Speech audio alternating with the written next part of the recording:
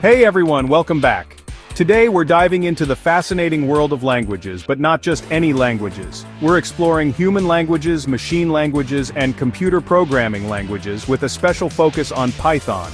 So buckle up and let's get started. First up, let's talk about human languages. Think English, Spanish, or Mandarin. These are the languages we use to communicate with each other every day.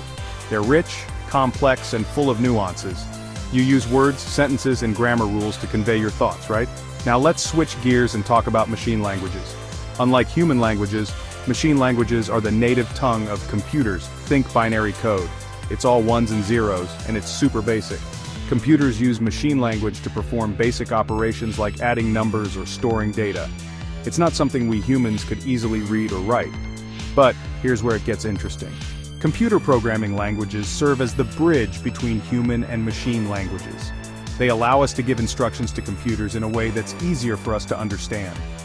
One of the most popular and powerful programming languages out there is Python. So, why Python?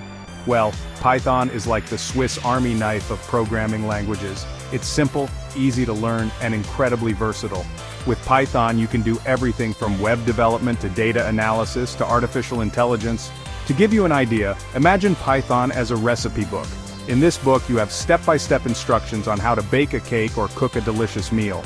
Just like a recipe, a Python program has a set of instructions that the computer follows to achieve a specific task. Let's break this down with a simple example.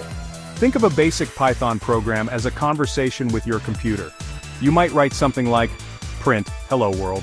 When you run this program, the computer responds by displaying the text, hello world, on your screen. It's like saying hello to a new friend. And here's another cool part. Python uses something called libraries pre-written code that you can use to make your programming life easier. Imagine you're building a house.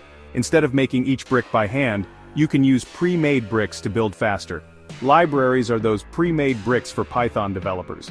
In summary, human languages help us connect with each other, machine languages power the computers, and programming languages like Python bridge the gap between the two.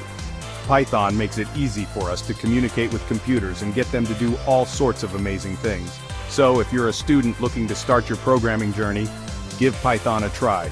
It's a fantastic first step into the world of coding. Thanks for watching. If you enjoyed this video, hit the like button and don't forget to subscribe for more awesome content. See you in the next video.